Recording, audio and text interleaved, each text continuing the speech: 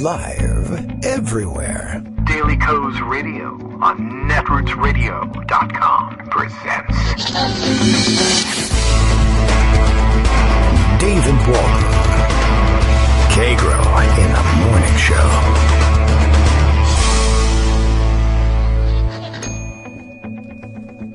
Now, here's David Waldman. Hey, good morning, everybody. How you doing? It is Monday, April 22nd, 2019. Ready to go with another show. Too bad. It doesn't matter.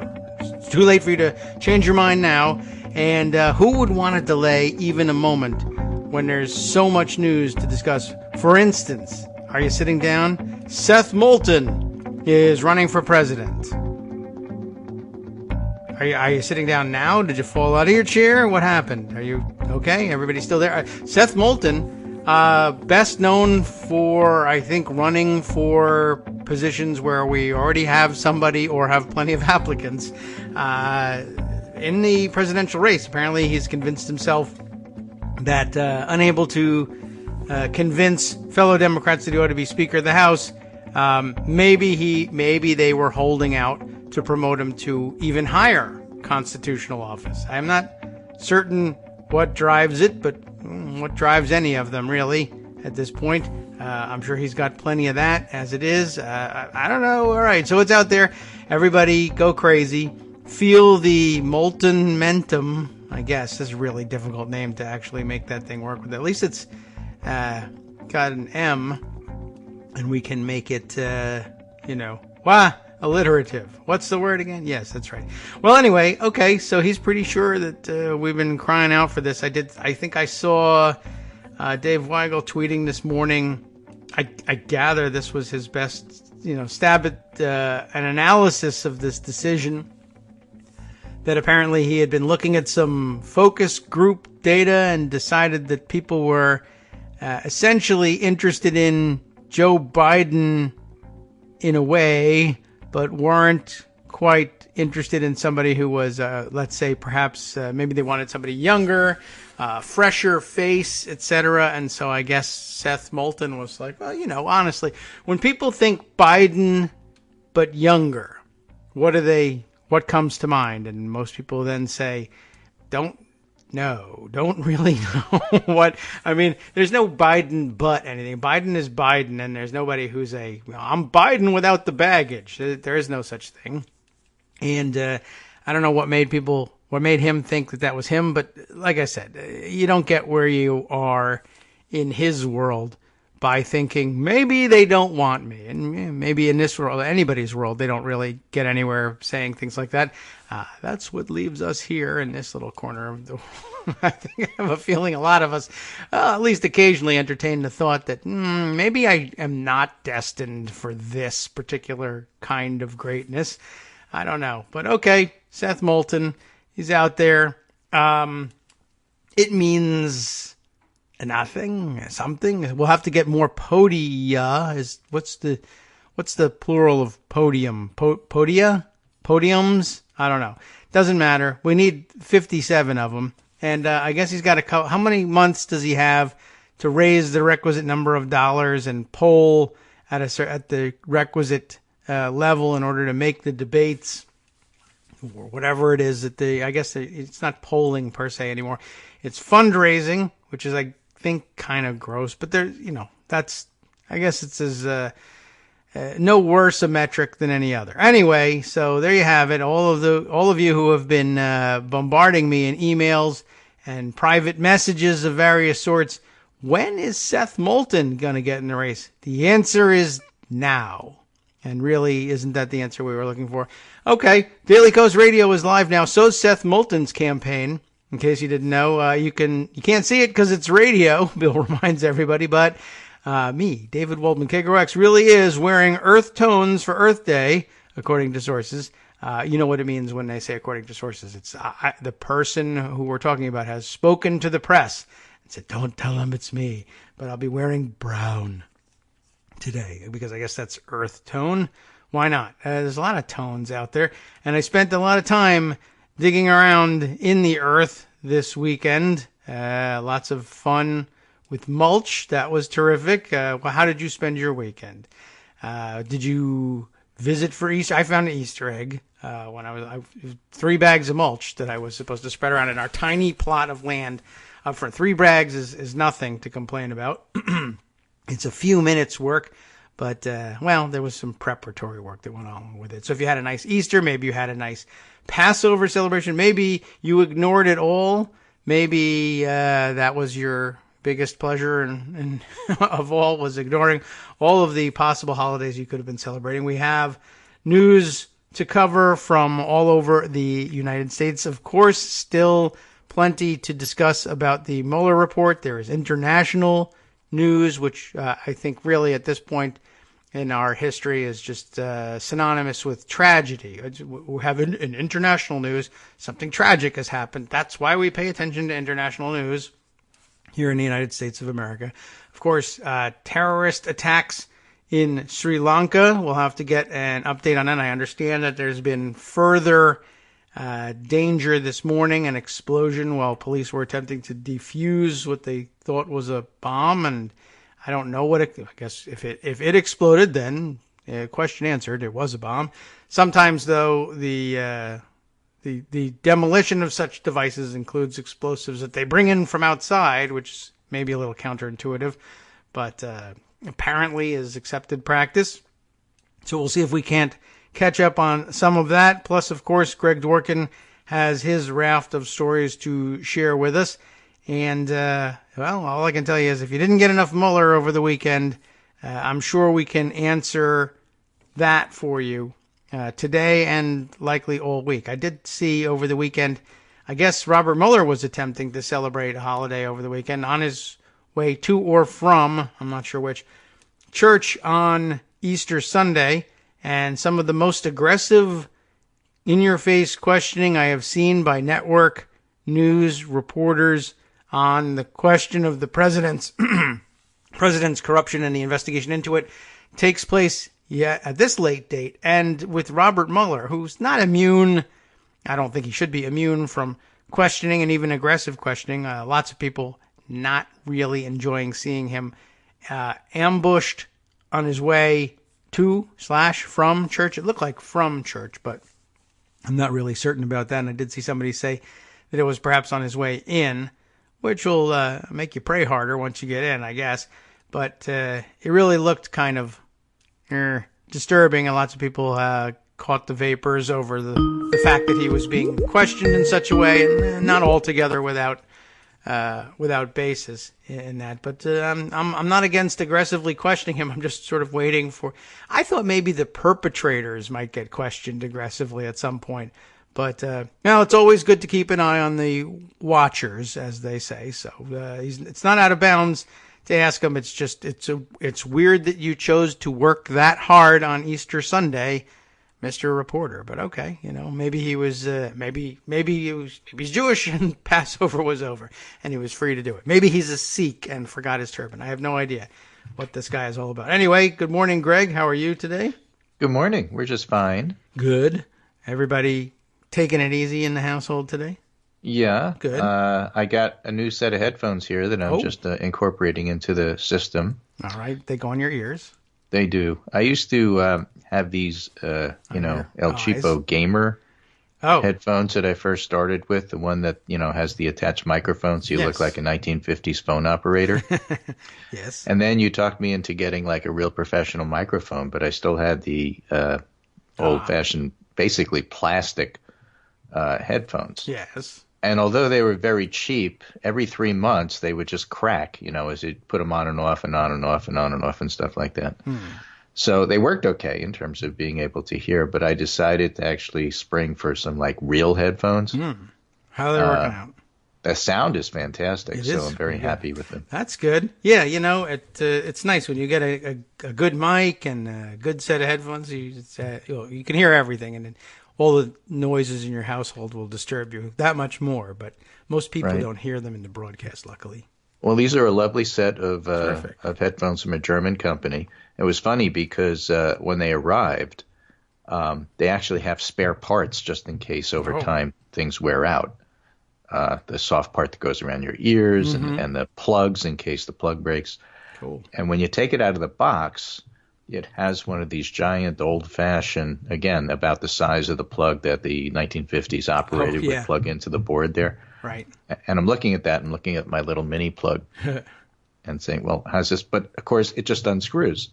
Oh. And then the little mini plug's inside. So that's pretty good. Great German engineering. So right. very happy with that. Anyway, what I hear is better. What I say is going to be the same. Unfortunately, there's been no upgrade on that. Right, get you a new microphone in. Well, even that won't help. So let's talk a little bit about Seth Moulton in theory. Sure. Because I really don't want to talk about Seth Moulton in practice. Right. Well, he needs more. But Elizabeth Brunig has a nice tweet today on the occasion of Representative Seth Moulton announcing his candidacy. Yes. She says, the Democratic 2020 run announcements are becoming like New York Times wedding announcements. They're updates on the lives of people you feel like you perhaps should have known but lack any memory of. I think he was in a class with me. Yeah, all right. Well, he looks kind of familiar. I kind of recognize the shirt he's wearing. I think it's LL Bean, just like mine. So he's just like me. So that's good. He wants to focus on national security and foreign policy, which is interesting given the Mueller report, which we'll get to. But, is he going to have a big impact? Not in this particular primary. I think you're right. There's about as much interest in him running for president as there is interest in him running for speaker. Yeah, I mean, that just went so poorly, I would think you'd wait That went so poorly. I think I'll do this because why not? Yeah, well, I had all these banners and things with my name on them. I mean, even that, not really true, even of a run for speaker. I don't know. Okay. I don't know. Loves the so Constitution. let's talk about young people. All right. Evan Siegfried, my Republican consultant friend on Twitter, tweets Harvard IOP poll of young voters. Just 23% say they're GOP. He tracks millennials and how badly they're doing with the GOP. 68% disapprove of Trump. 68% is a lot. 22% say Trump and 18% baby boomers care about people like me. Being a baby boomer, do I care about people like you? I do. I must be, nice. One of those people that 18% recognize. 61% concerned about moral direction of the U.S. Plurality view climate change as crisis-demanding action. So that's all important. That sounds like them. And at the same time, there was a college poll that the Democratic pollster John Anzalone highlighted. And in that interesting college poll, that's the multicolored thing there that you could find on the list that I sent you. This is a college student candidate there we go. preference online survey of 1,052 U.S. college students from April 4th to April 8th, 2019. It's a fun poll. Take it with a grain of salt. But the top four candidates, in fact, the top 4 out of the top 5 candidates are Democrats. So Joe Biden leads with 18.9%. Bernie Sanders second at 15.1%. Donald Trump is third at 14.7%. And Beto O'Rourke is at 13.6%, followed by Pete Buttigieg. 8.4%. Kasich at 7.9%. Look at that. Then Kamala Harris and Elizabeth Warren at 5.5 tied, and then everybody else. Yes. This is embarrassing for Cory Booker. Howard Schultz is beating Cory Booker in this one. Well, it's close. Of course, it's embarrassing for Amy Klobuchar and Larry Hogan and Kirsten Gillibrand and John Hickenlooper. Hickenlooper gets less than 1%. Wow. But Howard Schultz is beating all of them. But the point is Biden and Sanders are very viable with younger voters. Really? And in the Harvard IOP poll, 55% or more say that they're going to vote. Okay. And they did vote in 2018. This is a presidential election, so I would expect that would be the case. And it's part of the whole strategy that the GOP realizes they're losing younger voters, and therefore what they're doing is targeting Facebook ads to older voters. Okay. Because, who else is going to vote for them? Yeah, right. That's what they have to do. That's the only way they're going to get them, I guess. Yes. College students. All right. So it's interesting because I don't remember exactly where the analysis came from. I know I saw Dave Weigel. Well, how can young people vote for old people? Actually, young people prefer old people. Well, that's interesting. Seth Moulton, I think you're wrong. Old people, right? And he's not on the list, of course. But yeah, you just pointed out Moulton is supposed to be the young Joe Biden, except younger people prefer older people. Right. And I'm surprised they got such sober answers out of these kids on spring break. I thought Jose Cuervo would be in the list somewhere. Well, you never know. Good job, kids. Good job. Stay sober. So, I don't often drink, but when I do, I drink over politics. So it's politics that drives me. Meanwhile, unlike Seth Moulton, and unlike some of the more perhaps better covered Democratic candidates, Elizabeth Warren is cranking out policy proposals. That's what she does. Today, student loan debt is crushing millions of families. That's why I'm calling for something truly transformational: universal free college and the cancellation of debt for more than 95% of Americans with student loan debt. Basically, what she wants to do is per household cancel $50,000 worth of student debt and then increase Pell Grants. It'll cost trillions, and she wants to tax really rich people to pay for it. All right. What's fascinating is that there was another proposal she had 2 months ago, back in February, which is a universal child care plan to make daycare and preschool affordable. And as Sadie Doyle points out, if she just did reducing student loan and helping with daycare, it would solve 99% of what keeps me up at night. Oh, yeah. Well, that'd be a good combination. Yeah. Nice. And Sadie Doyle adds, this Twitter feed's transformation into a 24/7 Elizabeth Warren Stan account comes as a surprise to me, too. She's talking about her own account. Okay. But there's such a huge difference between somebody who says we should do this and here's how I will do this. First one has ideas, and the second one is a leader. So Sadie Doyle is very impressed with Elizabeth Warren's policy proposals. You should be, too, even though they're not being covered by media, because media claims to be interested in policy and has zero interest in policy. Yeah. So she doesn't even track the top three people that people discuss. It's going to be Biden, it's going to be Bernie, it's going to be Pete Buttigieg. Even Beto's losing out on that. Of course, we also have to wonder how much of it is boredom with policy proposals. And I think it's a lot, because it's sort of American tradition to not pay attention to that among the media. Though occasionally you'll see a male candidate who has got a lot of ideas and is touted as a wonk, and everyone should be interested in his wonkiness. They don't ever cover the ideas. Yeah, like Paul Ryan. Yeah. But the other side of the coin is that it's not difficult for media to go out and find somebody who's going to say, look, I voted for Trump because I wanted them to blow everything up. I'm so sick of him and the Democrats and all of these corrupt politicians. They're all corrupt. Tell me more about corrupt politicians, and I'll tell you how corrupt they all are. I want somebody who's going to do something about how I live. I want people who are going to talk about policy. All right, well, Elizabeth Warren has all this policy. And you want to talk about that? Boy. No. I know, but everyone sucks. Let's talk about it. Yeah, right, well, it's, right, exactly. So it's very frustrating. But the fact of the matter is, at least it's out there. Get the policies out there and then start talking about them. Warren spending has an interesting approach. She's spending a ton of money on putting together a campaign. She's blowing through money faster than the others. But she's putting out these policies, building a campaign, and it's kind of like if you build it, they will come, because you're not getting the coverage that I think she deserves for these incredible policy proposals from media. But there it is. I mean, and you know what? That's probably not going to change. So until the debates, she's got to keep herself in there and then be prepared to do well in debates and go from there. That's got to be her strategy. Yes. And Trump's is to just get old people. Oh, right. Well, that's easy for him. But there's more than that to Trump's policy.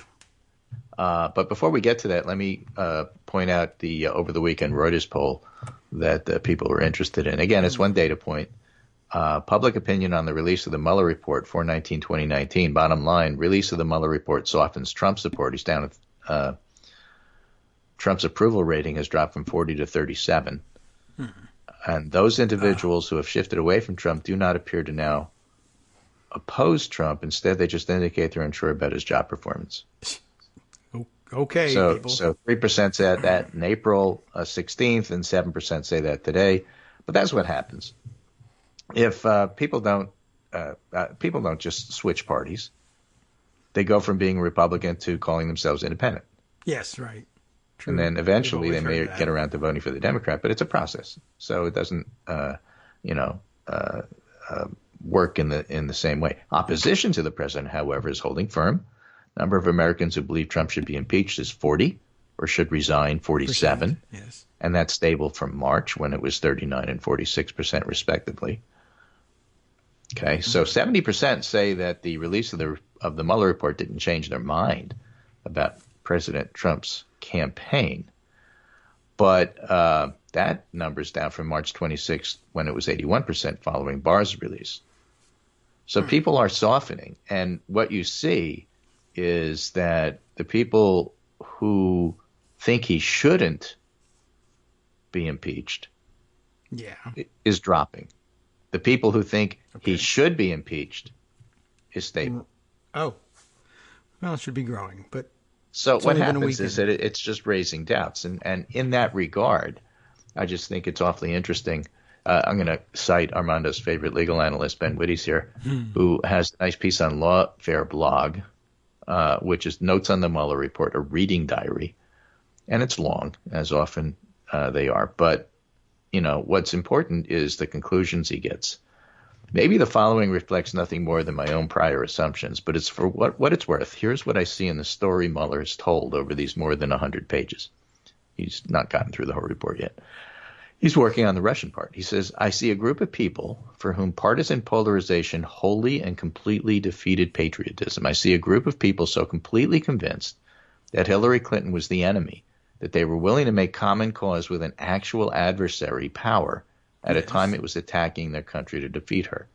Could be Trump, could be Jill Stein, but I think the bottom line is the same there. To me, it matters whether the conduct violated the law only in the pedestrian sense of determining the available remedies for it and in guiding whether and how we might have to change our laws to prevent conduct in the future. To me, the salient facts in the section are the following. 4 things here. 1, Trump was willing to do business with and seek favors from the Russian state even as it was attacking the country for whose presidency he was running. And he was willing to lie about doing it. Yes. Number 2, his campaign senior leadership was eager to benefit from that country's efforts to dish dirt on his opponent and was willing to meet with people it knew to represent that country in order to receive such information. That's not even under discussion. Rudy Giuliani on Sunday, on Meet the Press, I think it was, said there's nothing wrong with trying to get information from the Russians. Right. Mobsters of course are a great there is, but, that's what... Yeah. Well, for a guy who used to prosecute the mob, I mean, I think he remembers pretty well that that's definitely a bad thing to do, but he differentiates by saying it's Russia instead. Right. Multiple campaign staff and advisors engaged in conduct in relation to that country that legitimately gave rise to counterintelligence scrutiny. And number 4, multiple campaign staff and advisors lied to investigators about their dealings with Russian officials or intermediaries to such officials in a fashion that gave rise to criminal charges or other actions. Now, that's his takeaways. And he says, I don't know what the right word for this pattern of conduct. It's not collusion, though it may involve some measure of collusion. It's not coordination or conspiracy. But in Clinton, Democrats and liberals, the Trump campaign saw a sufficiently irreconcilable enemy. It looked at Vladimir Putin and saw a partner. To my mind, anyway. Mm-hmm. That's the story Mueller told in this section. It may not be a crime, but it is a very deep betrayal. Yeah.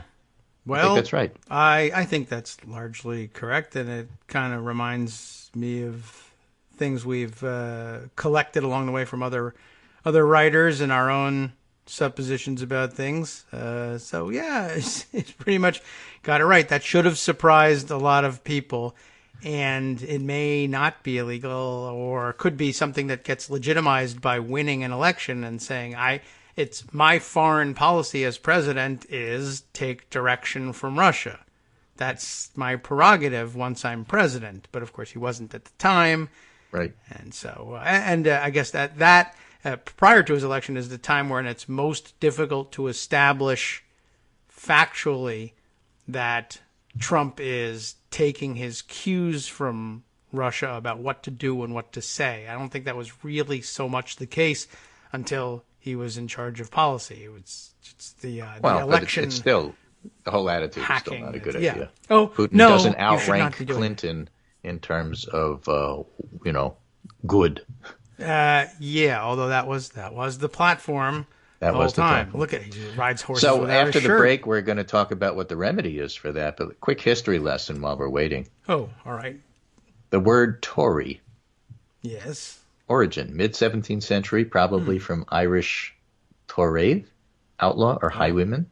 The word was used of Irish peasants dispossessed by English settlers and living as robbers and extended to other marauders, especially in the Highlands.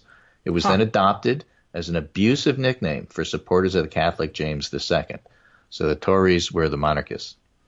The Whigs, mid-17th century, probably shortening of Scots, Whigamore, the nickname of 17th century Scottish rebels.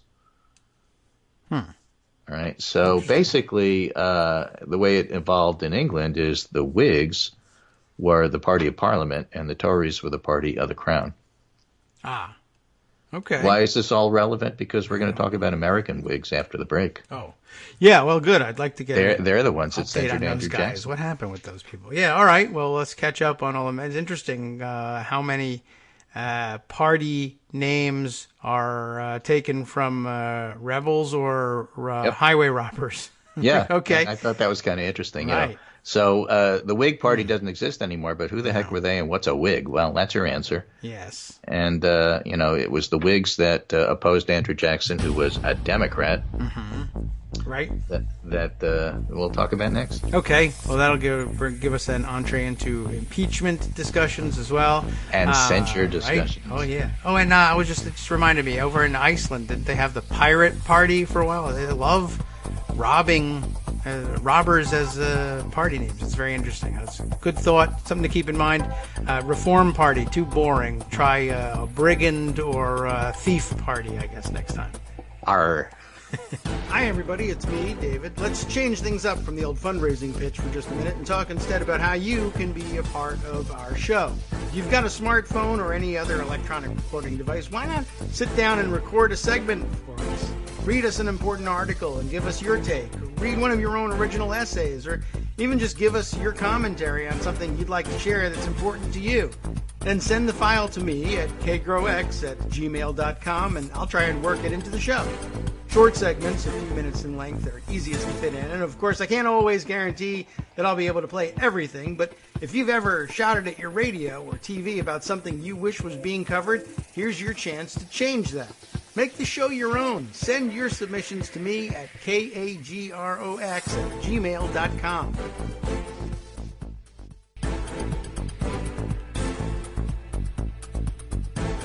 Welcome back now to the Kagro in the Morning Show here on Netroots Radio. We found out a little bit about the pirate parties. They popped up around the world. It's not just Iceland. You were telling me they're all over the world. There's an umbrella organization pirate party, but there's a U.S. pirate party. Oh, shiver me timbers. The party's platform is aligned with global pirate movement and supports reform of copyright laws to reflect open source and free culture values, hacker ethic, government transparency, protection of civil liberties, and rolling back of corporate personhood and corporate welfare. Okay, so there's an opening for pirates. Moulton, you should maybe be seeking their nomination. Interesting. Frustrated people who have been telling me all throughout diners in the Midwest, they're angry about copyright, and I cannot blame them. Right. So, I mean, there's a Monty Python sketch in there somewhere. I guess. Okay, well, it's nice to know they have an international. Right. So, again, all this being true, and the prevailing sentiment in the U.S. For impeachment is basically a few points against, 40-43, that kind of thing, for and against. What's interesting, though, is that back in the day, Richard Nixon at this point had about 19% support for impeachment, but that grew with televised hearings. So that's the argument for doing the investigation route. What you do is you wind up teaching people a little bit about what all that means. But I started talking about Tories and Whigs. Oh, yes, right. Because there is an alternative. Good thing you remembered. Yes. For impeachment that people are only now starting to discuss, at least in print, and maybe should politically, and that's censure. Oh, okay. Democrats don't impeach Donald Trump. Why censure, not impeachment, is the proper way to deal with the president's misdeeds. This is by Thor Hogan, professor of politics and environmental sustainability at Earlham College. This is back in January in the Washington Post. Oh. And there's a precedent for the strategy. Censure is a formal reprimand adopted by one or both chambers of Congress. Unlike impeachment, presidential censure is not constitutionally sanctioned. It does not result in removal from office, but it has proved to be an effective form of public shaming, especially when implemented in a nonpartisan way. Such a punishment seems well suited for this president and this moment in our national history. Of course, the problem with that thinking, I'll say right off the bat, is that Trump doesn't shame, but some of his supporters and voters might. Not his core people. They don't shame either. In fact, they're very proud of being jerks. Yeah. That's the whole thing. But when you're talking about the marginal group that would be necessary for him to win, given that he's already alienated youngins and much of the rest of the country, it has a point. And the other point I would make before going on with censure is that it isn't either or. You can censure several things. Yeah. You can censure the collusion conspiracy parts of what Trump did. You can censure the obstruction of justice part that Trump did, all laid out in the Mueller report. Mm-hmm. You can censure his emoluments issues that are not laid out in the Mueller report. You can do multiple censures over a period of time. And then you could do hearings, and it doesn't preclude impeachment, so it's not either or. So I'll just throw that up at the beginning when you're thinking about the strategy. That is the strongest point in favor of it, is that it doesn't get in the way of stuff that ought to happen regardless. No, in fact, it's so rare and basically constitutionally, procedurally important, it brings people attention to the fact that this unusual thing has been done, thereby making people pay more attention to the reasons for why you're having hearings. The thing that perked my ears up was that he throws in, especially when implemented in a nonpartisan way. Well, you might have to go back to the drawing board on that. Well, but you're doing it only at one body. You don't even have to pay attention to the Senate. No, you don't. But of course, that subjects it to charges. For example, there was a time that you had like 420 votes to go ahead and release the Mueller report or stuff like that. You can get some non-partisan, bipartisan stuff here, depending. It's not going to be unanimous, of course, but it'll pass, and it's not something that Republicans in the House can block. Right. Which is another thing. It doesn't depend upon the Senate. Well, you can't do impeachment because those Senate guys will never go along. Well, you don't need them.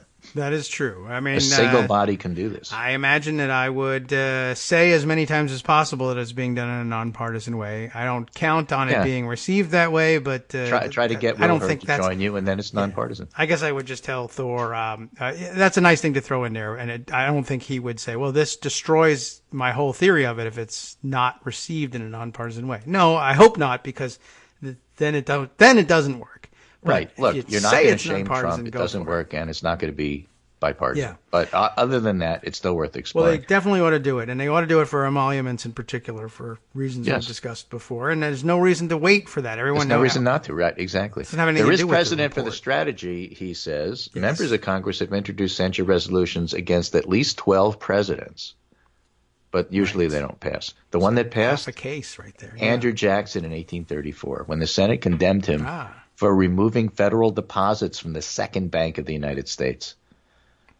Now, I forgot how many banks there were at the time. There was the first bank, the second bank, the ninth bank, the left bank, the right bank. I forget about all that stuff. It might have been 15. It was the second one that was the problem. During this period, maintaining a central bank was the most controversial policy debate between Jackson's Democrats, who, remember, it may be the GOP, but the Democratic Party is actually older. Mm-hmm. Goes back to Madison and Hamilton and those guys. During this period, maintaining their era, it was Jefferson, Madison that was really the Democratic Republicans, which evolved into the Democrats. During this period, maintaining a central bank was by the way, it was Democratic Republicans, not Democrat Republicans. Just pointed that out for my Republican friends. During this period, maintaining a central bank was the most controversial policy debate between Jackson's Democrats, who promoted laissez-faire economics, and Henry Clay's Whigs. That's why we talked about Whigs. What the heck's a Whig? Who supported government action to spur economic growth. Jackson said the bank concentrated excessive financial strength in a single institution and served mainly to make the rich even richer. Uh-oh. Clay said it was needed to regulate public credit and maintain stable currency. So it's interesting. The Whigs are the parliamentary party, and the Tories were the monarchists. But here it was Jackson acting more against the central group and the Whigs for it. But, labels don't always mean what they mean. Just look at liberal parties in other countries and don't be fooled by the label. Yeah, often very different. Okay, plus, it's interesting that we adopted the English stylings of that given, at the time, right. which is now gone. It's one of the reasons the party fell apart, right? Yeah, probably. For all I know, they spelled color wrong the way they do in Canada. Well, they spelled wig wrong. In any case, it was the Whigs that censured Jackson. All right. And then when his party regained control, they undid the censure. Oh. Yeah, I mean, I guess, sure, why not? You can do anything. Sure, why not? Not totally successful from a historical point of view. But I think the more important point is that, number one, there's a precedent. Number two, it's rare. And number three, it doesn't require the other party. Your votes alone in any given body, be it the House or the Senate, in either chamber, is enough to do this. True, and it's not legislation. Doesn't have to pass both houses or anything like that. You just say, this house is angry about that. The other house is crazy, but this house is angry. Talking about being angry, this is from Wikipedia. During the last session of Congress under Jackson, Democrats tried to delete from their record the censure of their hero. The Whigs were just as eager to keep the censure. The vote on censure was taken after 13 hours of debate. 24 senators voted to delete it. 19 voted to retain it. The censure was ringed in black and officially deleted from the minutes. Huh. Ringed in black. That's how they did it pre-computer days. Yeah, exactly. So again, it was redacted. Something that I think introduced by this fellow back in January, and this is a more recent piece, Karen Tumulty, on April 19th. Impeachment would be a terrible thing for our country. We have another option. President Trump should not be impeached. It would be a terrible thing for the country, not because he doesn't deserve it, but the sworn testimony that Mara compiled from insiders revealed Trump has created an atmosphere of chaos, dishonesty, and malfeasance at the top echelons of government not seen since the Richard M. Nixon administration. And, of course, Barr is screwing up the Attorney General office, not seen since John Mitchell was there in Nixon's era. With Mueller's decision not to charge the president with a crime, preordained not by the weight of the evidence, but by Justice Department's longstanding view that a sitting president cannot be indicted, he's left it to Congress to determine what to do with the bill of particulars he put together. So Mueller's report amounts to an invitation to and roadmap for impeachment. But remember, that's a political, not a legal adjudication. Doing it at this particularly tender moment in our history is something lawmakers should resist. Even a successful impeachment would come screeching to a halt in the Republican-controlled Senate. What's more, the process would probably take a year or more, during which the country would become not only more deeply divided, but thoroughly preoccupied. All of this would take us right into the height of the 2020 presidential campaign, when voters will be given their opportunity to say directly whether they believe Trump is fit to occupy the office. So she's making a case for the 2020 election being the true adjudicator. But here's the interesting part. Yes. As I've traveled with a number of the Democratic candidates in the early states, I've been struck by how infrequently the subject of the Mueller investigation has come up. That's why we turn to the polls and note that impeachment fervor is not sweeping the country. About 80% of Democrats think that, and about 99% of Republicans think we shouldn't, and independents really don't know what to think, and they're really not paying that close attention. Yeah. The crowds are large and enthusiastic, says Tumulty, eager for the contest to get underway, but seem far more interested in hearing about issues such as healthcare, jobs, and the environment, which have a more direct impact on their own lives. Right? So, do you want to hear about Elizabeth Warren's policies? No. No, right. I want to hear about healthcare, jobs, and the environment. But she's talking about those things. Yeah, but that's not what I want to hear about. Right. I don't want to hear about Elizabeth Warren. I want to hear about healthcare, jobs, and the environment. I guess, maybe. Or else... Can I shake you until you listen to me? Look at me. Look at my face. Make eye contact. She has policies on this. Right. No. I don't care. You know. Yeah. Do you have an older white male who has these policies? Maybe I'll give you. Okay, possibly. But yeah, I don't know. All right. Well, whatever, Karen. Right.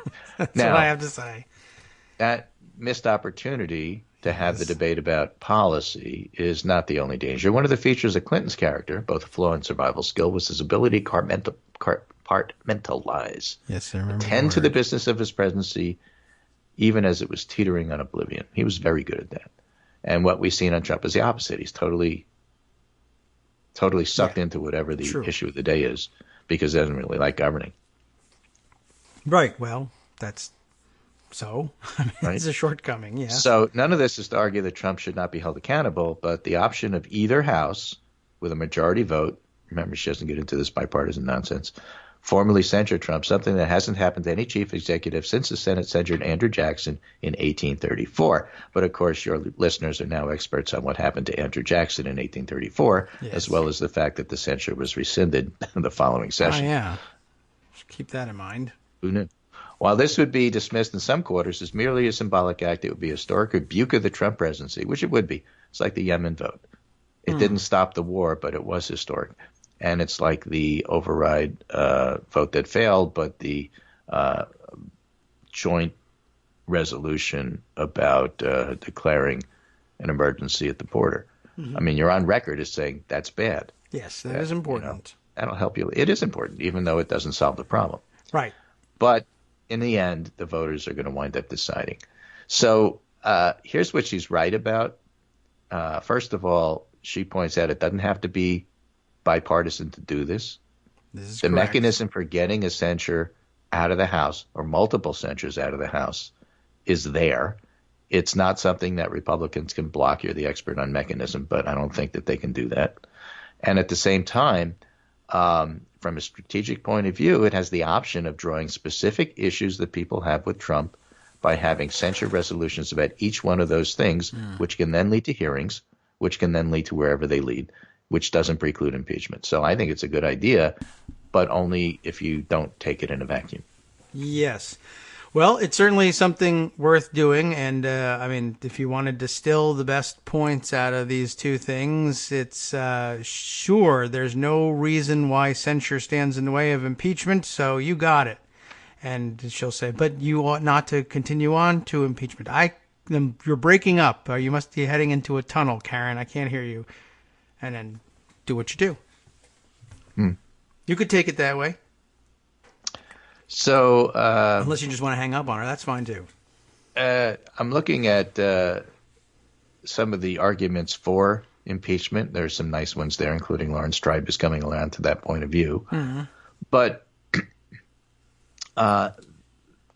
what Dave Lenhardt wrote a couple of months ago, I think House Democrats should instead hold a series of hearings to uncover and highlight Trump's illegal and unconstitutional behavior, especially his corruption, shady business practices, and violation of campaign finance law.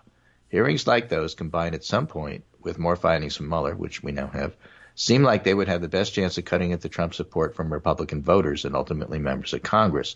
And if that happens, impeachment would have a better chance of success. But I encourage you to read the Oni Applebaum and Tomasky pieces, which are all about impeachment, and each does a nice job laying out its case. But whether you call them impeachment hearings or just oversight hearings, hearings which lay out and discover for the country the specifics about corruption, shady business practices, and violation of campaign finance law would be incredibly useful, I think. Mm-hmm. I should think so. Well, we ought to have those hearings. I don't know. I mean, there's certainly a lot to be said, and for the censure option. And I would love to see, at the minimum, I've been asking for a little while about, why aren't we seeing something along the lines of censure from the House on disapproving of his emoluments collections? I mean, given that, we talked about it with Steve King, but this is even more important. Yes. No, sure. I mean, that was a no-brainer with Steve King, and it had some real implications in the House. It certainly can. His office committees. Yeah. So, I mean, it won't have the same ramifications in the real world necessarily, although, perhaps on something like emoluments, which, again, Mueller doesn't address. He wasn't charged with addressing that, and so far that means no one's been able to charge the president with doing this. But we remember right from the beginning that the story was that you can't accept emoluments without the approval of Congress. And the fact that Congress has been sort of sitting on the sidelines watching him collect emoluments, and occasionally parts of Congress, Democratic parts, grumbling, that's not right. Why aren't they using what leverage they have? If they're going to try and talk me out of impeachment and into censure, then show me that you are able to use the tool. But right, you've been sitting on your hands for a long time. Or to put it a different way, from a procedural point of view, why don't we use a little procedural finessemanship here? Yes. And show people how it works. And, if you can't manage that, you're not going to be able to manage impeachment. Right. That's a good point. I hope they're able to manage it. And I hope they don't try to tank the management of censure and say, see, we suck so bad. There's no way we'd make it with impeachment. But this this was open as an option and should have been something even before he was inaugurated. It was clear he was going to violate the emoluments clause. He said so. Right. They should have censured him from the beginning. Yeah. In any case, that's my piece for today. Thank you so much for listening. This is great work in speaking with my good friend David Waldman, master of procedure. Kagro in the morning. You learn so much by listening to him. He's got another hour's worth of show to do. I'll be back Wednesday, and we'll do it again. All right. Or Wednesday, as they spell it. Wednesday. Right. I mean, it's nice to know where Tories and Whigs came from. Yes, and where they can go back to, if necessary. Yeah. Okay. Outlaw pirate. Yeah, I like that. This is Kagro in the morning on Pirate Radio. Right, and it's a party as well. There is one of those. Yeah, they got those, and sometimes it's the same people. Maybe. Take care, and I'll talk to you Wednesday. Very good. We'll see you then, and let's catch up on some of the commentary that's been offered up to us today in our KITM hashtag on Twitter. Do be sure to use that if you're tweeting at us in mid-show. It's a great way to make sure that traffic slows down. I've got a little column open just for that hashtag, and things tend to stay up there a little bit longer. Mad Hatter offered up right at the beginning his big yawn on Seth Moulton, and I can't blame you for that. Karen following up, mentioning that Moulton could write a book and use campaign funds to purchase them. It's a great way to make money, and it's true. It's a long-standing practice among politicians, I guess, largely of both parties. Not the pirate party, though. They just steal the money directly. But, yeah, widely utilized. Never been just straight up outlawed. And I guess it's they can wiggle into a just barely acceptable explanation of that. I like to give these books out as campaign gifts, either to donors or hand them out to prospective voters so that they'll take it home. And, we're into the whole idea of substantive campaigns. We all love Elizabeth Warren and her substantive policy proposals. My book will explain in such substantive detail what is behind my seeking the presidency. You'll learn so much if you'll just read it. And I'll make it easier for you to read it if I give it away to you for free. But I'm just I'm conducting my business very carefully, and every transaction is a marketplace transaction conducted at arm's length. I'm buying you a book that I think will convince you of my value as a candidate, but I'm not just freeloading the book off of people. I am purchasing the book at market rates and then gifting it to you. You see, you should be rewarding me for being on the up and up, not punishing me. Isn't that slick? It's a hell of a practice, and it's something I've seen lots of candidates do for a long time. But the book sales, you know what? Here, I guess you want to throw out a small history lesson, and maybe it's not a history lesson to you because you already know it, or that's a period of my life I remember too well to regard as history. But on this program and elsewhere, all over the place, people love to point to Newt Gingrich and the Newt Gingrich era as sort of the beginning of at least the modern era of this, sharp-elbowed, sharply divided partisanship, the politics of personal destruction, as he termed it when it was finally turned on him. But he's like one of the original modern era Republicans to wage total war against his political enemies, on all levels and leveraging all mechanisms possible. And his initial target was then Speaker of the House, Democrat Jim Wright, who he believed to be overwhelmingly corrupt. Beyond the corruption seen in the United States government at any level for, years, decades, centuries.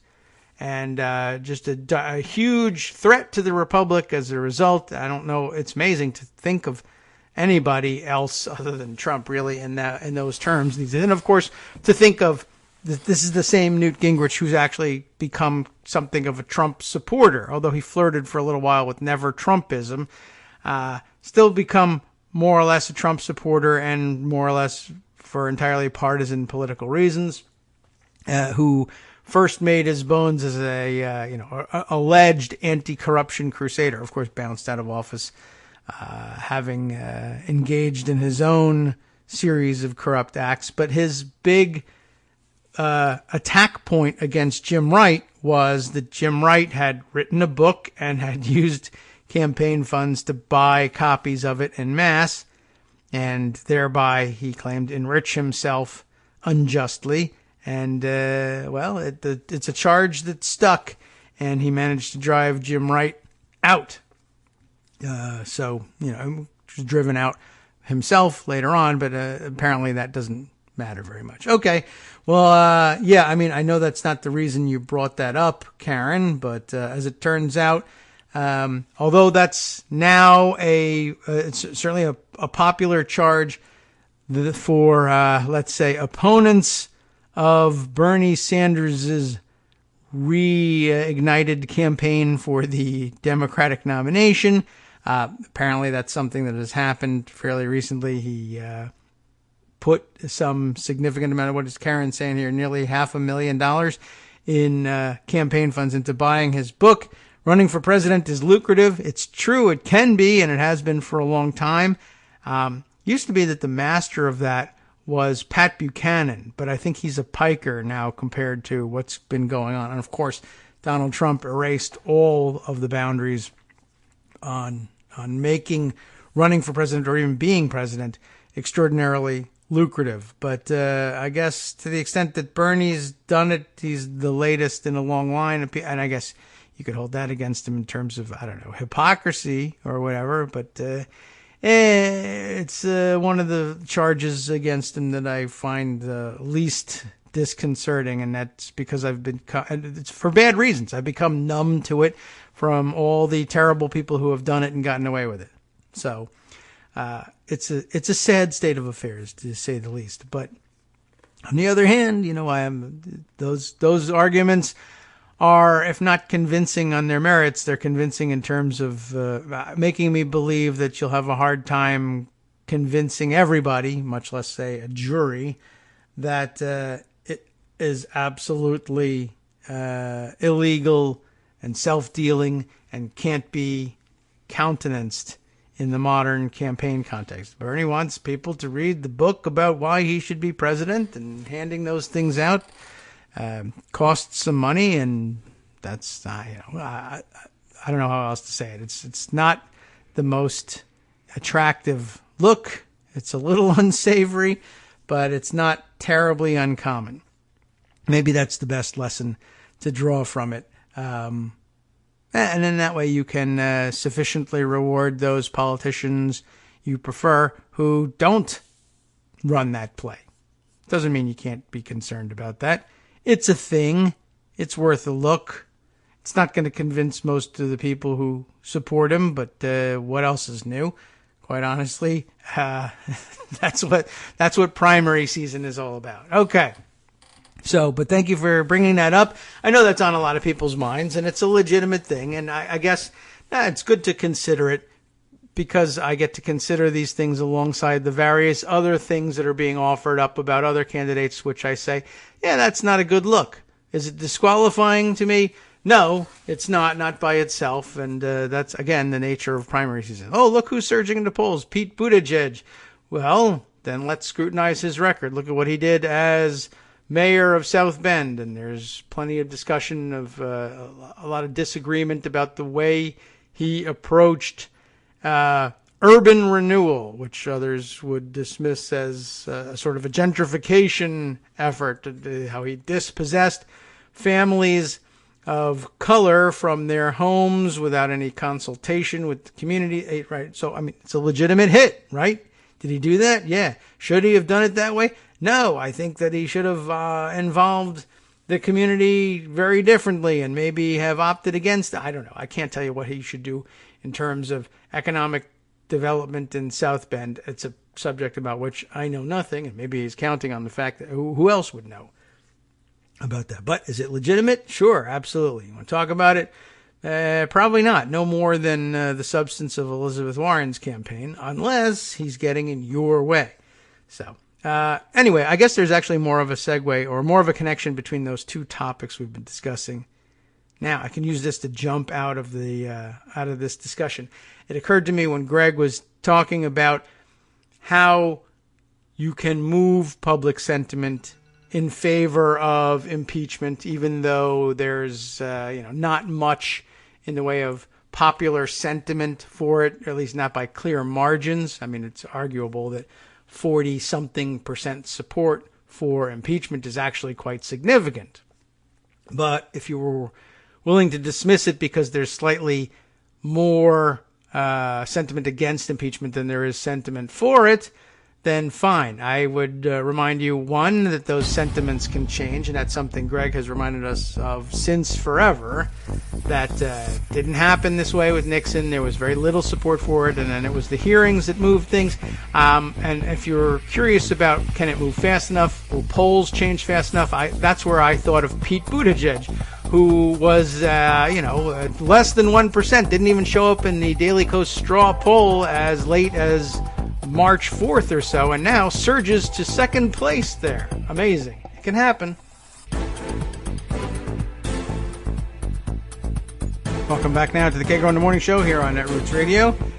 We've got a couple of other things to catch up on here now that we've maybe successfully transitioned out of the primaries issue. I was only saying, though, at the end there, given how quickly, I mean, maybe the Daily Kos straw poll isn't necessarily the data point you're looking for, but polls all over the place, of course, have seen Buttigieg surge from also ran, who doesn't even figure in and is only included as other in the polls, to one, scoring points in his own right, and two, surging to, and most other polls have him running about third behind Sanders and Biden.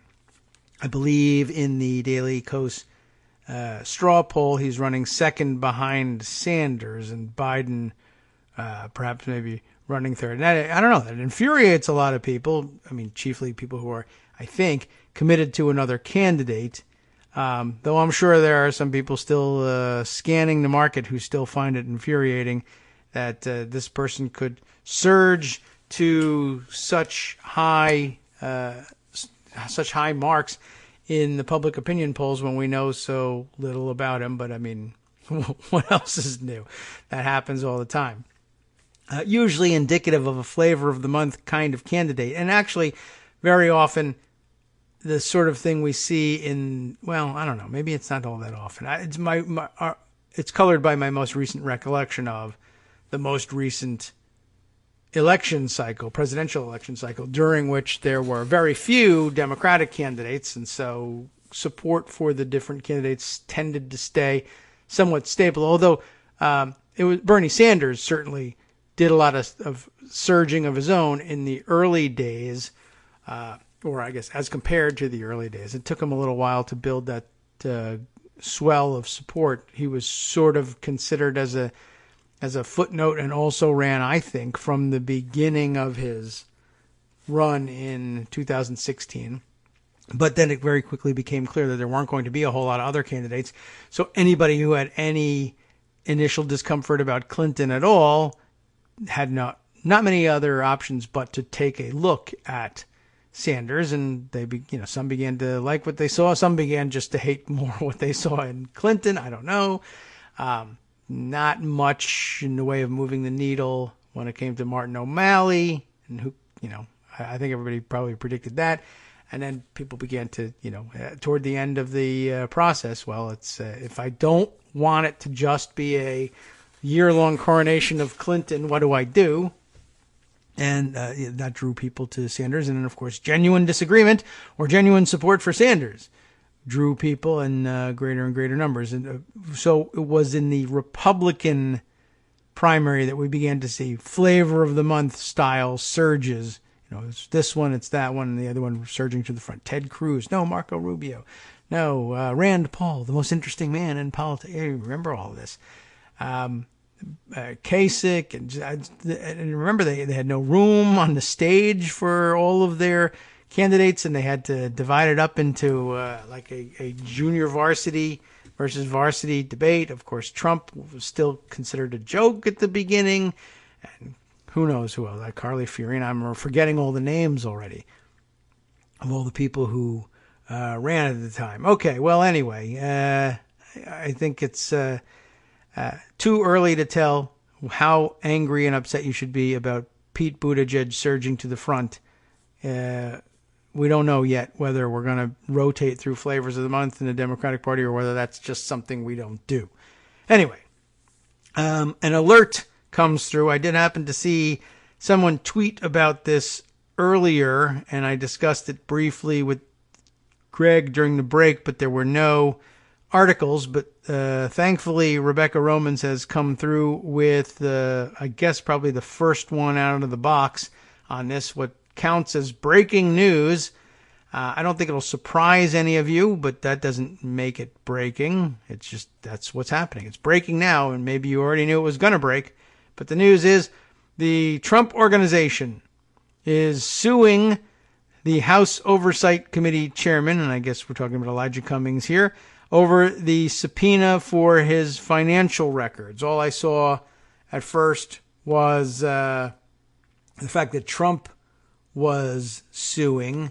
I saw a Reuters alert breaking: Trump sues to block subpoena from House Democrats for business and financial records. This fills in some of the blanks here by giving us a fuller report. Let's see what NBC has on this. Rebecca Shabad covering the story, and I guess clarifying it by saying, okay, it's the Trump Organization that's handling the suit. How interesting. It's not the president personally or in his official capacity suing. Lawyers for President Donald Trump and the Trump Organization are suing House Oversight and Government Reform Committee Chairman Elijah Cummings to block a subpoena for years of financial records from accounting firm Mazars USA. Okay, so it's not the tax returns which are being requested by the House Ways and Means Committee Chair, Richard Neal, that's being sued about, but rather Elijah Cummings' subpoena for financial records from the accounting firm. The lawyers filed suit Monday in the U.S. District Court for the District of Columbia, saying the subpoena, quote, lacks any legitimate legislative purpose, is an abuse of power, and is just another example of overreach by the president's political opponents. Earlier this month, Cummings, a Democrat from Maryland, in case you didn't know, issued the subpoena to Mazars regarding Trump's finances to corroborate the testimony of his former personal lawyer and fixer, Michael Cohen, in February. We will not allow congressional presidential harassment to go unanswered, Jay Sekulow, one of Trump's personal lawyers, said in a statement. Of course, I guess there's room for argument about whether or not it is part of a legitimate legislative effort, but I don't know. I guess it's not a good thing that it'll depend on which judge they draw initially and then which judges they may draw in appeal later on. You're supposed to be able to get the same answer from just about anybody, but that's not the way things really work. But I don't know that it necessarily has to have a legitimate legislative purpose, although that's a fun argument to make. I'm not certain that they have that argument available to them on this question, we'll see what judges think. But I mean, if you're looking for a legislative purpose, I guess you could argue over whether it's legislative if it doesn't lead to legislation that would have the force of law if passed. That is, bicameral statutory legislation presented to the president, etc. But we're very well aware of the emoluments situation and the necessity, it is said, of congressional approval for presidents to keep emoluments offered to them from any source. There has to be some congressional say-so on it, and there has been none, but there also has been no manifestation of disapproval either. And that's something I think that they ought to do. I mean, really, they could do that now, and as a prelude to censure. If they feel like censure is the necessary warm-up to impeachment, or clearly certain segments of the Democratic caucus and the punditry as well hope that censure will be the final stop on the spectrum here and that it won't proceed to impeachment. But to the extent that you feel like censure might be necessary prior to impeachment or would help make the case for impeachment, if you need perhaps to make the case for censure, start by saying, yeah, the president has been accepting emoluments since day one of his presidency and would have been accepting them, since before day one if that were possible. But I guess technically, not being president, it wasn't. But hey, who knows? You could invent a new precedent for that as well. Anyway, this might be an effort to obtain the facts necessary to underlie a censure or other resolution of disapproval of the president's collection of foreign and domestic emoluments. And how can you rightly condemn him for it unless, one, you have a proper accounting of what he's been getting and decide whether it rises to the level necessitating censure, or two, whether he's receiving them at all. And I guess the answer to that is in the accounting paperwork. So I'm afraid you're going to have, in my opinion, you're going to have to turn this stuff over. But anyway, no surprise, I guess, to anyone who thought that there was some room for wondering whether Trump would fight at every level on every question. That answers the question, and now you know. And pretty soon you'll be seeing a lawsuit, I'm sure, from the White House and maybe from his personal lawyers over the tax returns too. Okay.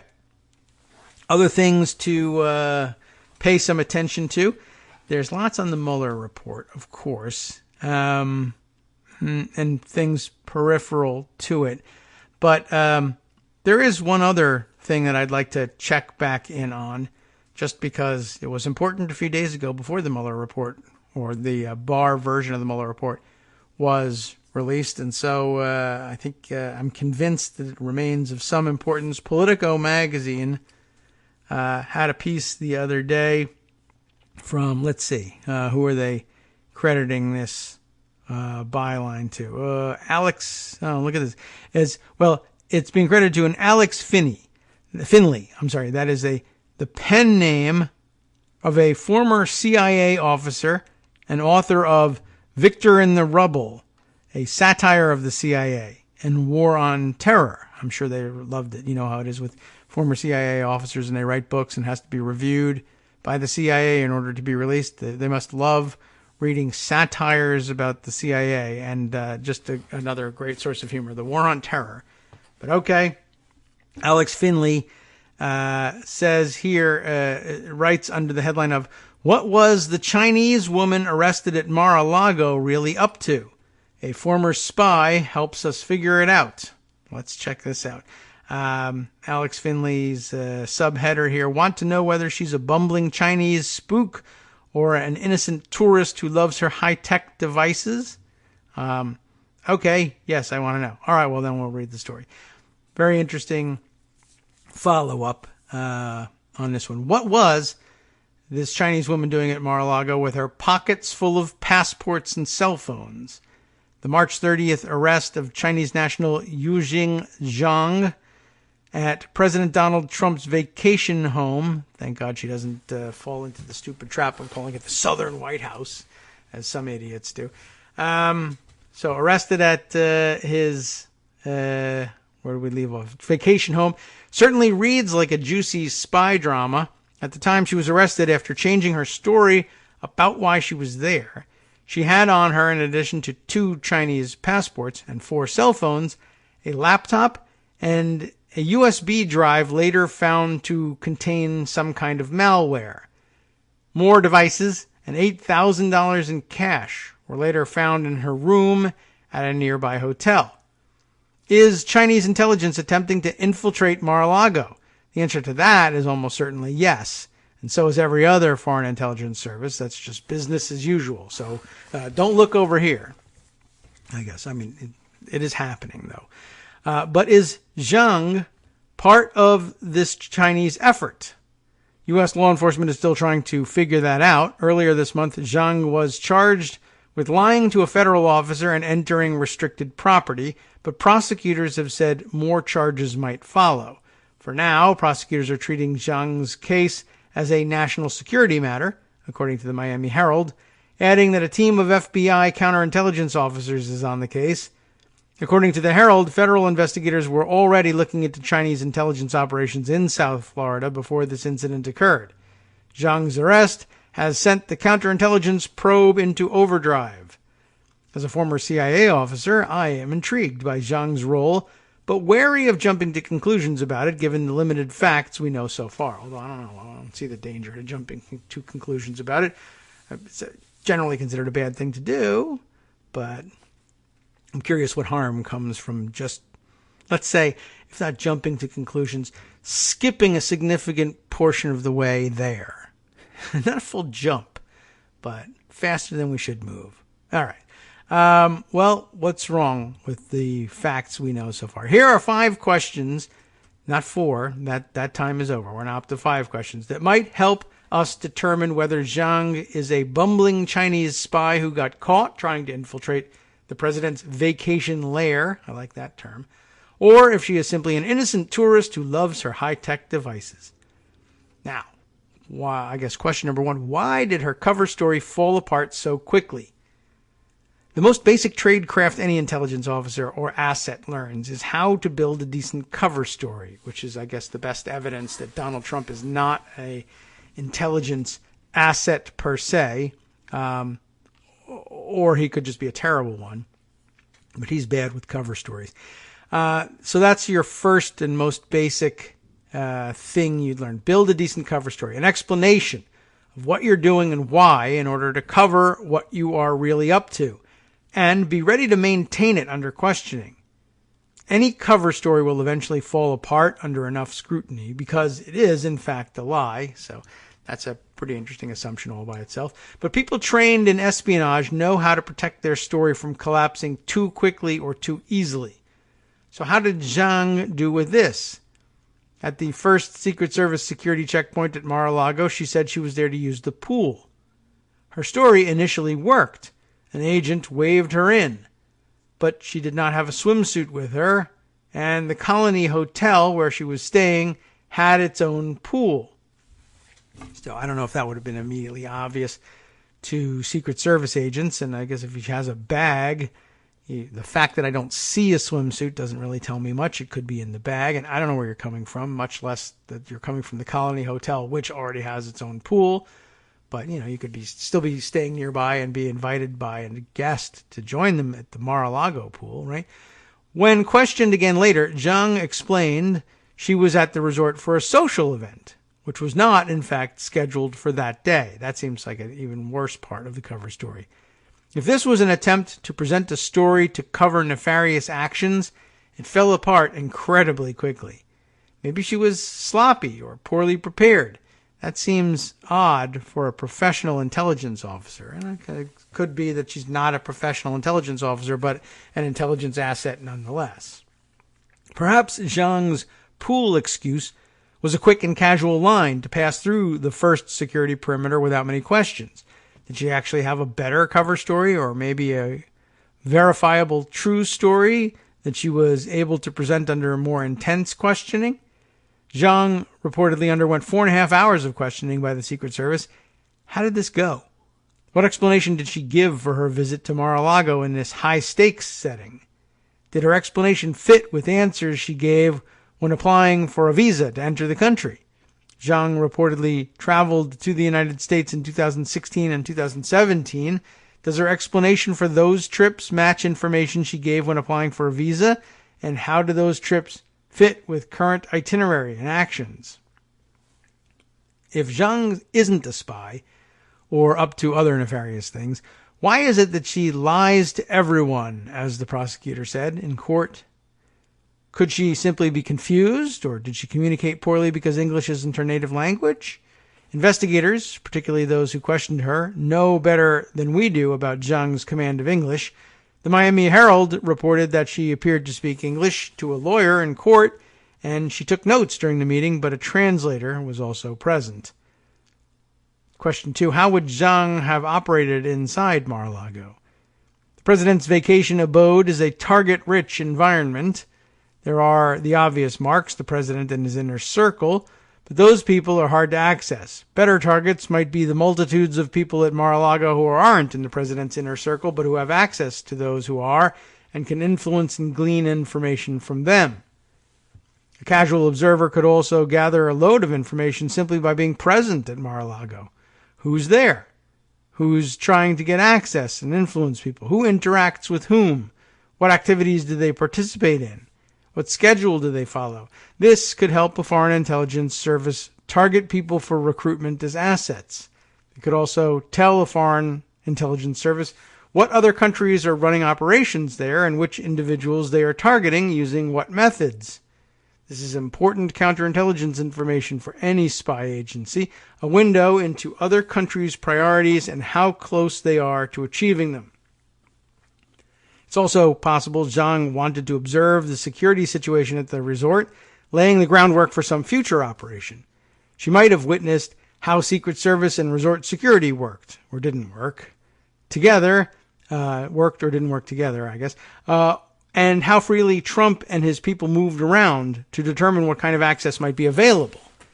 Even without taking some deep cover, clandestine action, simply being present at Mar-a-Lago, provides a wealth of information to anyone who is looking. Or maybe Zhang just wanted a glimpse of the president. Third question, what's with all that cash? In some cases, espionage is a cash business. Spies often pay assets for information, and cold hard cash is an easy way to pay people while hiding the source of the funds. Perhaps the Chinese government already has assets at Mar-a-Lago, among the staff, for example, and Zhang was there to pay them. But Zhang's more than $8,000 in U.S. and Chinese currency was found in her hotel room at the Colony Hotel, about 2 miles from Mar-a-Lago, and not on her person. Unless she planned to enter the resort a second time, it seems very unlikely that she was there to pay an asset for information. Some tourists do indeed travel with loads of cash, although Zhang has a Wells Fargo account in the United States that she could have accessed. And, well, maybe they stole all the money out of the Wells Fargo account. You never know. And that account raises new questions. When and why did she set up this account, and how has she used it in the past? Is her use of this bank account consistent with the investor and consulting business that she claims to run? Or did she set it up years ago in an attempt to build her cover story while laying the groundwork for an intelligence operation? Investigators will try to find answers to those questions. The fourth question here, is this a spy's collection of devices? When she was picked up at Mar-a-Lago, Zhang was carrying 4 cell phones, a laptop, an external hard drive, and a thumb drive later found to carry malware. In her hotel room, investigators found 9 USB drives, 5 SIM cards, and a signal detector device, which could possibly be used to detect hidden cameras. Okay, that seems a little strange. It's true that all kinds of professionals, including many in the financial sector, do go to great lengths to keep their activities secure from prying eyes, or simply to separate out business activities and personal activities. Some people, for example, have a work phone and a private phone. And if someone travels internationally, they might have multiple SIM cards to allow them to have local phone numbers. But an intelligence officer also might have multiple phones and SIM cards. Good spies follow the one phone, one operation rule. That is, they don't call different assets using the same phone, because then they become linked. And a key in any intelligence operation is to keep information compartmented. Much like you don't want to send private texts on your work phone, you don't want communications with multiple assets on a single device. There is also the question of what kinds of phones these are. Are they burner phones, which are pay-as-you-go and not registered to an individual and therefore not easily traced to the purchaser and user? A spy would most likely have a burner phone, or maybe she was delivering burner phones to assets inside the resort to make communications easier. Or are these regular phones registered in Zhang's name and her company's name? Investigators will certainly run traces on the phones and SIM cards to see if they link to anyone of interest, or they suggest a strange pattern of behavior, such as communicating with someone in a way that is meant to hide the contact. Thumb drives, pretty normal in business, but malware isn't. The fact that the first thumb drive Secret Service looked at had malware on it does not look good for Zhang. It's possible that a spy would want to use malware to destroy a network at the resort, but a foreign intelligence service would be more likely be interested in using it to gather useful information. There is very little chance, if any, that Zhang could have gotten the malware anywhere near a government computer. But to slip a program into the resort's network that would allow an intelligence service to see guest lists, schedules, and itineraries, room assignments, and who's coming and going, yes, that would be of interest. Quite frankly, it'd be really of interest to newspapers as well. And I guess number 5, the final question here, is Zhang just one part of a larger spy scheme? What the heck is the United Nations Chinese Friendship Association anyway? And this is perhaps the most intriguing part of Zhang's story. Zhang explained that she was at Mar-a-Lago to attend a United Nations friendship event, and that she had been invited by a Chinese friend named Charles. As the Miami Herald reports, a Chinese national named Charles Li promotes events at Mar-a-Lago through his United Nations Chinese Friendship Association, which has no actual ties to the United Nations. No such event was scheduled at Mar-a-Lago that day, however. By the way, Li, or Cindy Yang, the owner of a massage parlor that's been caught up in a sex trafficking sting, you know about that one, who possibly sold access to Trump, promoted many of the same events as Li. A spokeswoman for Yang told the Herald that she's done nothing wrong. This would be Cindy here, at least not in connection with this. Is Zhang a private individual who, like others, uses the association to get into Mar-a-Lago to help her business? Or is Zhang an isolated case of Chinese intelligence using the association for the same purpose? Or worse, is the Chinese government using the Friendship Association and its travel packages to funnel spies into Mar-a-Lago and perhaps elsewhere? This wouldn't be unheard of. Intelligence agencies often use front companies or associations to make their activities look benign and disguise any involvement by the government. In that case, it's likely that Zhang's arrest, along with scrutiny of Yang and Li, just blew the association's cover. For now, it is impossible to say if Zhang was a confused tourist who just wanted a glimpse of the president, or a bumbling Chinese intelligence officer whose cover story cracked. Could be either one. But one thing is for sure, Mar-a-Lago is, and I guess still remains, a target-rich environment for any real spy. If you happen to come across any on their way to Mar-a-Lago, you can at least let them know they're headed in the right direction, I guess. All right, very interesting. Doesn't answer our questions, but gives us a framework for answering them as information comes rolling in slowly. about this case. We'll be able to analyze it as it goes on. I don't want to lose sight of that part of Donald Trump's problems, even though they're not included in the Mueller report. I guess that's probably the biggest thing about the Mueller report is there's still so much that we could say censure him for. Hi, it's me, David Waldman, your host for Kagro in the Morning, with a brand new interruption to say thanks to all of you who support the show. Remember when I told you that our average monthly donation was about $7, for which you were getting 2 great hours of news and entertainment 5 days a week, and how that came out to about 70 cents an hour? That's a pretty good deal, except it's wrong. The math actually works out closer to 17 cents an hour. It is hard to beat a deal like that, and even harder to send your kids to college on. Thankfully, Patreon.com makes it easy to make that work. Patreon, Patreon.com, is the simple, secure way to make recurring monthly contributions to support our show. Just search for me or the show name on the site, and they make it easy to crowdfund the show so that the power of our numbers can keep the show going for just a few bucks a month. Once again, thanks so much for all your support.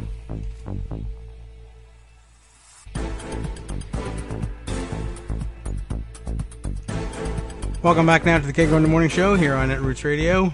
Man, there's still lots to go over that people have gleaned from the Mueller report, and not enough time to get to all of it, of course, today, but hey, we'll have all week to get some of these things, and I am determined to clear this backlog out, because there are a lot of these things that I tagged for Pocket over the end of last week, even through the weekend, just seem enormously important, and it's hard to choose between, say, a good top 5, but I've got some ideas about where we might go with this one. Now, let's go over to Eric Levitz, writing in New York Magazine.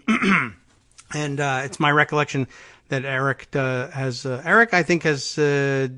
been surprisingly reliable when his stories reach me via Twitter. I guess really not only is he seems to do a pretty good job, but my Twitter folks do a pretty good job of curating his work, such that each time one of his articles catches my attention on Twitter, I'm more and more impressed with the way he does these things. So let's see. His April 19th entry here, making a good point. Title, If Impeaching Trump is Pointless, Then Bipartisanship is Worthless. This is, I think, a good takeaway from all this. Plus, of course, it's illustrated by a picture of Trump holding his hands outstretched, I guess his left hand outstretched, his right hand in a pointing gesture, one finger up, sort of as though he's making a point gesture, and it just highlights just how stubby his little fingers are. It's very funny. But that's not the reason I brought you this article. The rest of it is, the President of the United States, that's Donald Trump, routinely orders his subordinates to subvert the law. We learned this, of course, from the report definitively, but from other journalistic reports earlier. He believes that the Justice Department should comport itself as his personal detective agency, and that the Attorney General's first responsibility is to protect the White House from legal accountability. And he has used one of his office's most extraordinary powers, the authority to pardon convicted criminals, to undermine a federal investigation. These realities were already apparent before Robert Mueller's report was released Thursday, but they have now been formally confirmed by federal law enforcement. The branch of government responsible for enforcing the rule of law is led by a man with contempt for that very concept. Congress's constitutional obligation in this circumstance is unambiguous. The president swore to, quote, faithfully execute the duties of his office. He has not. Thus, Congress should evict him from that office. This would be true even if Donald Trump displayed no inclination to persist in his lawlessness, but he is displaying the opposite. Impeachment is therefore required, not merely to punish the president for his past indiscretions or to deter a future president from emulating them, that is also a big danger, but to halt the rampage of a serial offender. During his press conference and or lurid apologia for the president. On Thursday, Attorney General William Barr suggested that Trump's various attempts to undermine the Russia investigation were understandable responses to an unprecedented situation. But the president does not defy the law exclusively in self-defense. Just this month, Trump fired the Secretary of Homeland Security because she refused to entertain extra-legal options for deterring undocumented immigration. More audaciously, the president also, reportedly, instructed Customs and Border Protection Commissioner Kevin McClellan to deny Central American families their legal right to seek asylum, and promised to pardon the CBP chief should anyone try and hold him accountable for his crime. There is no defensible argument against impeaching this kind of president as a substantive matter. The only debate worth having concerns the political merits of such an endeavor. And so people have had it. That's true. And boy, have people had it. House Democrats appear to believe that in the present context, upholding their constitutional duty by voting to remove a lawless president from office would be politically unwise. Their reasoning goes something like this. Recent polls suggest a majority of the public wants Congress to move on from the Trump-Russia saga and opposes impeachment. Meanwhile, the impeachment process would eat up precious space in the legislative calendar. Never mind that, I'd say, which could otherwise be used to hold public hearings on more politically resonant aspects of executive branch malfeasance and pass popular legislative proposals. Well, that's not happening. And, most important, there is every reason to believe that a push for impeachment will end with the Senate acquitting the president, which is to say, to the extent that the impeachment process would register at all with low information swing voters, it would likely register as an unresolved partisan squabble. Trump's malfeasance is surely a political asset for Democrats, but the president's lawlessness isn't subtle. Anyone who is willing and able to see that Trump is a crook already has. Better than to focus on the party's messaging on bread and butter issues that might speak to voters who are indifferent to Trump's corruption. That is the theory, of course. I'm not sure that I accept this argument, but it strikes me as plausible, and if we stipulate that the president is a criminal, in spirit, if not legally provable fact, and that Senate Republicans are nevertheless opposed to removing him from office, then the Democrats' overriding civic obligation is to maximize the probability of their victory in 2020. All else being equal, it is more important to actually remove a would-be autocrat from office than to formally demonstrate one's commitment to doing so. Okay, so all this said, if House Democrats are taking the position that the Republican Party is so corrupt, how corrupt are they? So corrupt, and our system of checks and balances so obsolete, how obsolete? So much so that it isn't even worth trying to uphold their constitutional responsibility to impeach a lawless president, then they need to acknowledge the radical implications of that stance. And what are they? Luckily, he actually continues the article. If there is no bipartisan consensus on upholding the rule of law, that's what's happening here. If there's no bipartisan consensus on upholding the rule of law, then bipartisan consensus is not an end worth pursuing. Things have changed. The norms went out the windows. One of those norms is bipartisan consensus. It's entirely possible that that should be out the window, or is out the window, or should be. So, if the Republican Party can't be trusted to even consider putting its allegiance to lawfulness above its fealty to Donald Trump, then the GOP is a cancer on the body politic. And if our Constitution has brought us to the point where a non-democratically elected president can promise get-out-of-jail-free cards to anyone who violates laws he doesn't like without facing any serious threat of removal from office, then our Constitution itself is obsolete. and there is no cause for treating that document or the established norms of our institutions with any reflexive reverence. This is not an idle point. In recent weeks, many moderate Democratic senators have argued that their party should never abolish the legislative filibuster, because the Senate's 60-vote threshold is a well-established institution that combats political polarization by forcing lawmakers to embrace bipartisan compromise.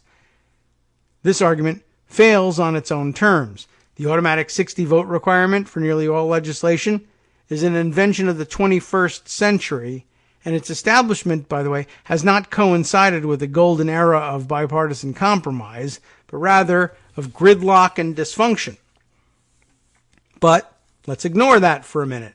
Let's say the legislative filibuster, as it currently exists, is an age-old tradition. Let's say it effectively requires all major legislation to have some degree of bipartisan buy-in.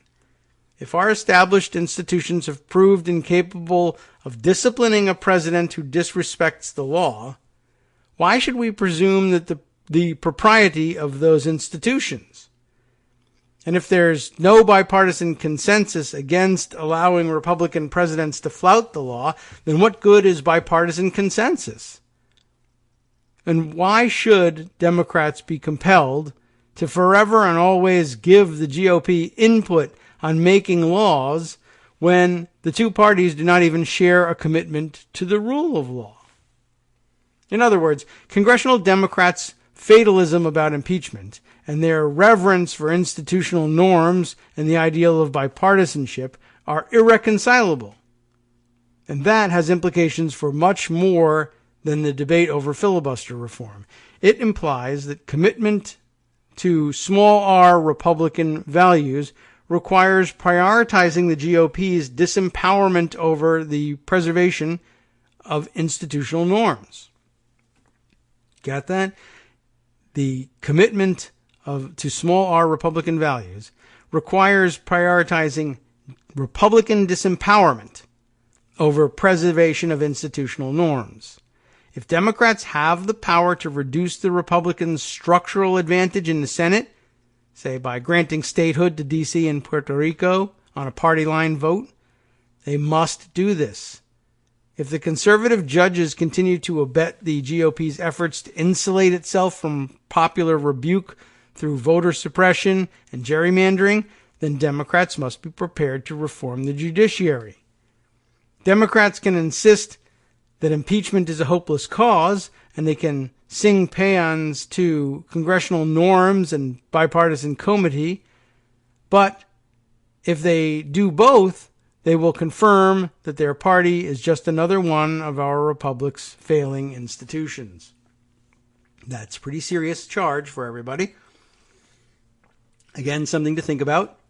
And one of the big problems, I think, with the leave it to let the voters decide approach to impeachment, really, that somehow impeachment should be a referendum, or rather the election should be a referendum on, if not impeachment, then at the very least a more normal referendum, one that people understand, I think, a referendum on this person's presidency. Are we done with this or not? But it does seem like a particularly ill-suited tool. I mean, for all the criticism of impeachment being a blunt object, the blunter of the two objects is the election. I mean, the election can be affected by any number of things. At least impeachment is a trial.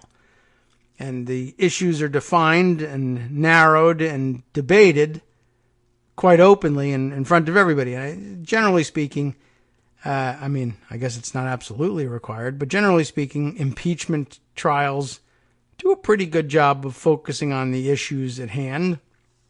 They may not be answered in kind, but the prosecutorial presentment of the charges against the president, there's rarely any reason for them to stray from factual recounting and even giving them a hard spin.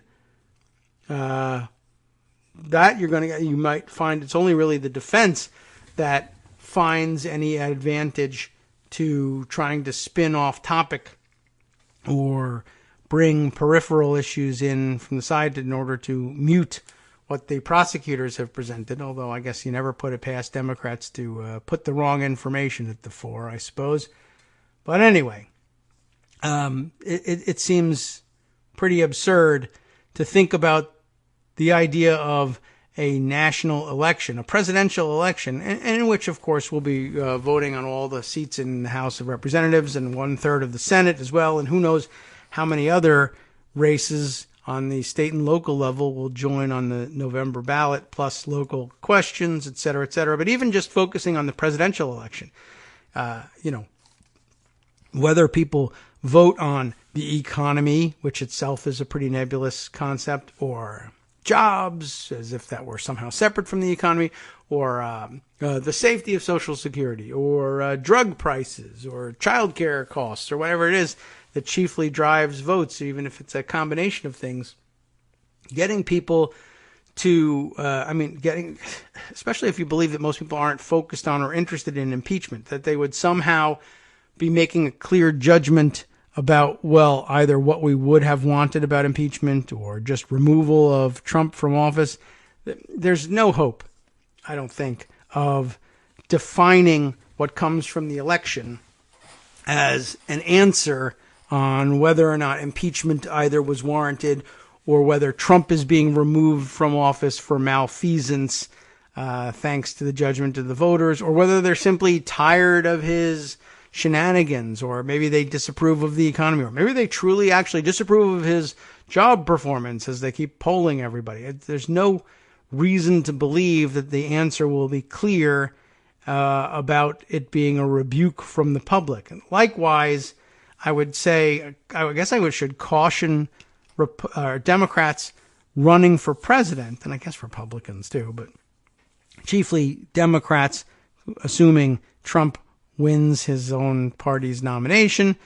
Democrats, too, will have an awful hard time if they are of the opinion that the thing to do about the Mueller report is not proceed with an eye towards impeachment, but to let the voters decide.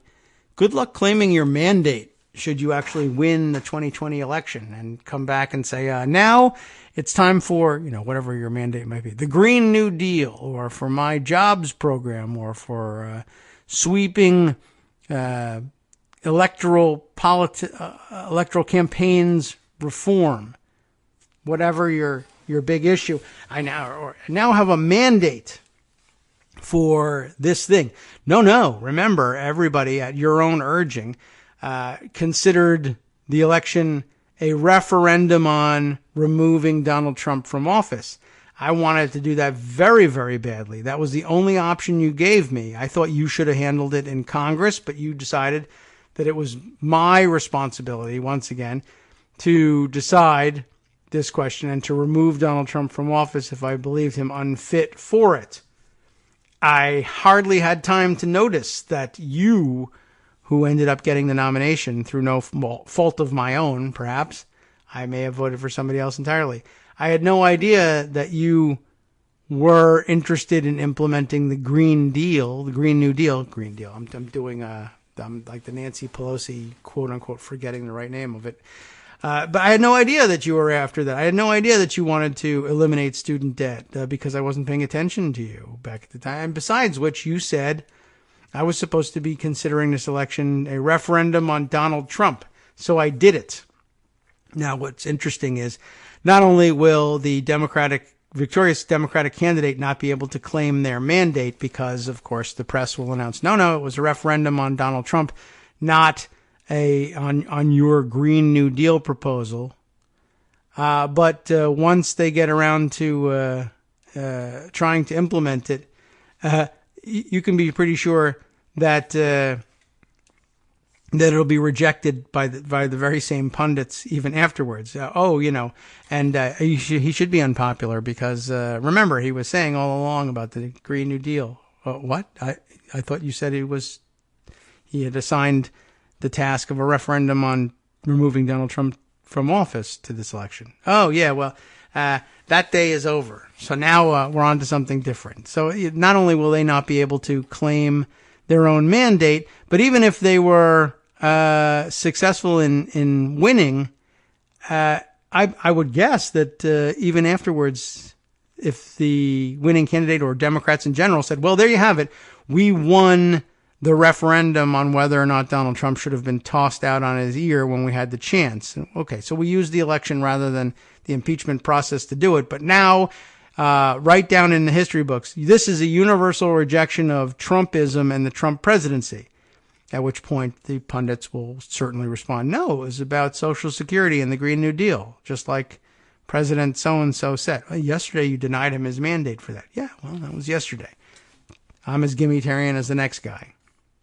I just happen to be a pundit or political consultant instead. I don't see it coming out very well, is what I'm saying. Although, try to imagine what a referendum on removing Donald Trump from office would look like. How many debate questions do you think we would get on that one? Jake Tapper moderating a debate, a likely source, you think, for an hour and a half of questioning over Donald Trump's malfeasance and nothing else? Or will all the questions be aimed at pretending that the election is a referendum on some other thing? Even though everybody told me, the cautious middle-of-the-road thing to do is to make the election a referendum on removing Donald Trump from office. I bet all the questions are going to be about dumb, boring stuff like Social Security and foreign policy and medical care and the costs of college, et cetera, and growing income inequality. So boring, especially so difficult to focus on when I'm supposed to be focusing on using this election as a referendum on ridding ourselves of Trump. No one's going to let you do it, no matter how many times they say that's the better option. It's not the better option because no one will allow it to stand as an option. They'll just simply take the result and say, well, he lost, and so therefore I told you impeachment wasn't necessary. Or he'll win, in which case they'll say, I told you impeachment wasn't popular. There's a bit of a heads I win, tails you lose quality to the idea of waiting and saying, let's let the voters decide. Besides which, I have already seen pundits saying, now that Elizabeth Warren has said, yeah, impeachment might actually have to be the option here at this juncture, given what's in this Mueller report, has already led certain pundits to say, so Elizabeth Warren is saying that this election will be a referendum on Trump. Well, Elizabeth Warren has been 99.9% about everything else other than that and has issued policy position after policy position to no effect, unfortunately, not no effect, but to very little effect among the punditry anyway, such that they feel comfortable saying, despite this enormous volume of policy proposals, what she's really saying is that this is going to be a referendum on Trump. And she's actually saying, no, we ought to have that referendum in Congress so that we can have the election be about something else. So it's a very confusing situation. It's a very dumb concept to try to attach to something. And like I said, it's the blunter of the two instruments. And to criticize impeachment as a blunt instrument and then say, let the voters decide, is to say, oh, I was lying to you when I said I was concerned about blunt instruments. All right. Many other people lying about many other things, of course, and we'll see whether we can include some of the rest of them here. Let's go just relatively quickly. We'll see how much of this we can get through, just to put it on the record, to a very different area. This one, yes, examined and revealed by the Mueller report, bringing back an old issue, bringing it back to the fore. Very curious to see where this one goes. And when are we going to have a referendum on this?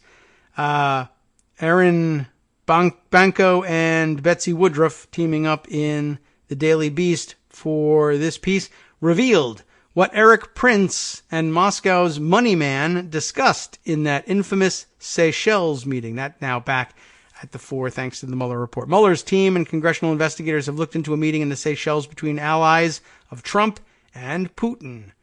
Now we have the Russian readout of what was said, because we never get American readouts of anything. Joint U.S.-Russian raids to kill top terrorists. Of course, that would excite Eric Prince. Teamwork between an American government agency and a sanctioned Russian fund.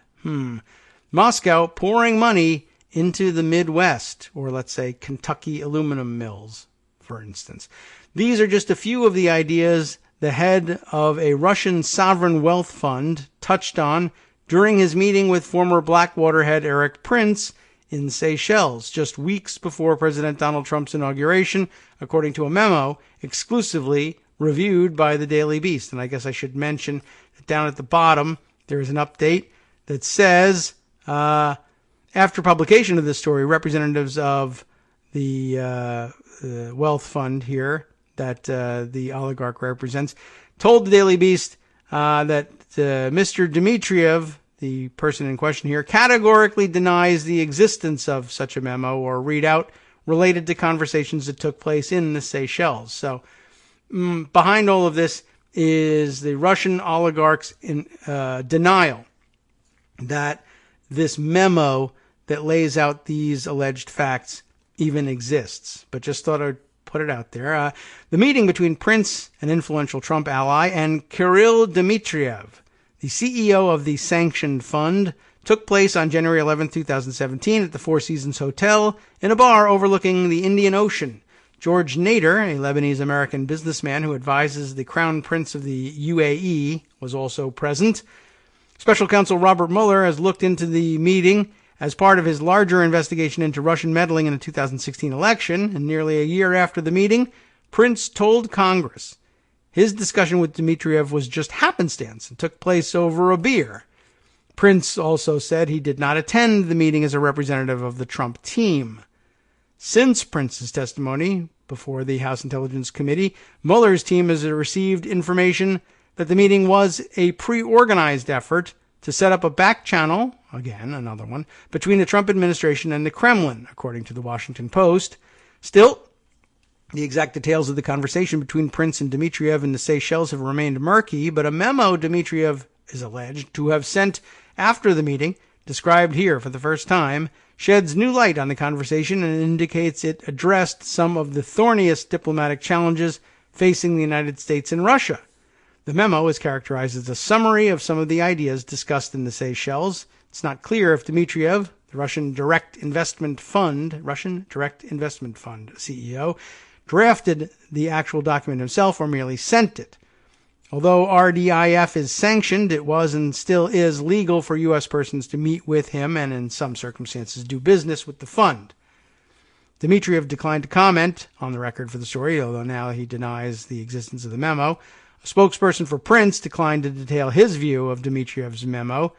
Mr. Prince told the Daily Beast everything there is to say when he interviewed in June, and nothing has changed. Ken Nahigian, the executive director of the Trump transition team, told the Daily Beast that a review of its files found no indication anyone on the team helped to plan the Seychelles meeting or knew about it in advance. Lawyers for Nader declined to comment on the record. Of course, you'll remember that late last week, we also learned from the Mueller report that the planning was alleged to have taken place in a series of text messages between Steve Bannon and Eric Prince, which are mysteriously missing from the record, although cell phone carrier records indicate that messages of unknown content were in fact exchanged around that time. And neither of the two people who exchanged them are willing to acknowledge that they happened. Well, it's going to be real interesting as we uncover all this stuff in the week to come, but we are pretty much out of time here. But I wanted to put this on the radar for you. The right questions being asked here in the next paragraph by Jim Himes. Why Eric Prince? Why Dmitriev? Why was it the two of them selected to go and have this meeting? And that's still pretty much unanswered, except for the fact that, I guess Eric Prince connected through his sister to insiders in the administration. Both have plenty of money. This is a guy who has a residence in the UAE, and so perhaps, who knows? Perhaps Russians easily picked him out as a person who hasn't got any serious particular attachments to his American allegiance after all. And maybe that was a good reason. And that may have been reason enough. Anyway, they outline in this memo, I think, 5 points that all of which kind of go up to the gray area of, are these routine ideas about further cooperation between the United States and Russia, or do they step over, and in some cases well over, the boundaries of the sorts of things that tend to divide the two nations even when they're cooperating? The fifth point, apparently, the real scary one here, is the establishment of a sort of working group of 2 or 3 key staffers from the Russian side and the United States side about how that transition is going to be conducted. And at some point, as a matter of fact, and this brings us to the Maria Butina story, there's some offer to the Russians the opportunity to vet members of the cabinet being proposed by Donald Trump. From Daily Kos Radio on networksradio.com. You have been listening to the Kagro in the Morning Show with David Waldman. Lots to get to, of course, for the rest of the week, but for now, handing the microphone over to West Coast cookbook and speakeasy host Justice Putnam, bringing you his spin on the day's stories and all the straight dope as well, of course, plus lots of sampling from around the world, and maybe he'll bring you up to date better than I could over the Sri Lanka situation. We'll hit that again tomorrow.